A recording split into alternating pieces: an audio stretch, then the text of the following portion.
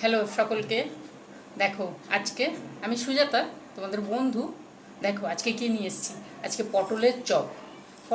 পটলের চপ কেমন করে করেছি বলো তো। পটলটাকে প্রথমে ধুয়ে নিয়েছি, যে যেমন খাবে সেইভাবে নেবে। একটু বড় পটল নিতে হবে। ধুয়ে ছিলে নিয়েছি সুন্দর করে। ছিলে মানে উপরের ইয়েটাকে বটি দিয়ে ওপরের ইয়েটা তুলে দিয়েছি, ছিলবে না কিন্তু, তুলে দিয়েছি। ওই যে ওপরটা থাকে। তারপরে ভেতরে একটা চামচ বা কিছু দিয়ে ওর দানাগুলোকে বের করে নিয়ে এসেছি। ওটাকে ধুয়ে রেখে সুন্দর করে রেখে দিয়েছি। এবারে আমি পুর যে করব, ভেতরে পুর দিয়ে করেছি।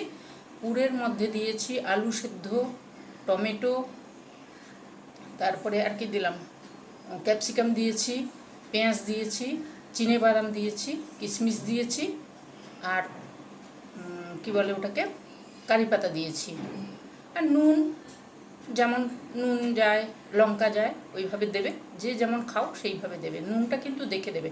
পটলের মানে ব্যাটারের নুন থাকবে, পুরে নুন থাকবে, ওই জন্য দেখে দিতে হয়।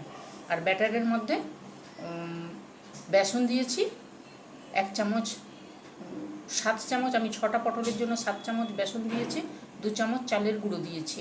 আর ধনে পাতাটা দিয়েছি। পুরের মধ্যে কারি পাতা দিয়েছি, ওপরে ধনে পাতা দিয়েছি। সুন্দর হয়। এইভাবে ধিমে আঁচে ভেজে নিয়ে আসবে। ভেজে দারুণ দুর্দান্ত খেতে হয়। এই যে এইভাবে আমি পেঁয়াজ নিয়েছি, লঙ্কা যে নেবে লঙ্কা নিতে পারো, আর না হলে এই যে দেখো, তোমরা বুঝতে পারছো। এই যে সস আছে, টমেটো সস আছে, আর সয়া সস আছে। এবারে কেউ কাসুন্দিও খেতে পারো, সুন্দর হয়। পটলের চপটা ভেতরের পুরটা যত সুন্দর হয় না, তত সুন্দর হয়।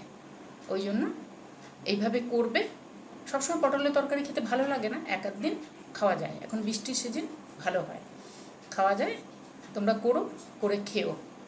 ভালো থেকো, সাবধানে থেকো।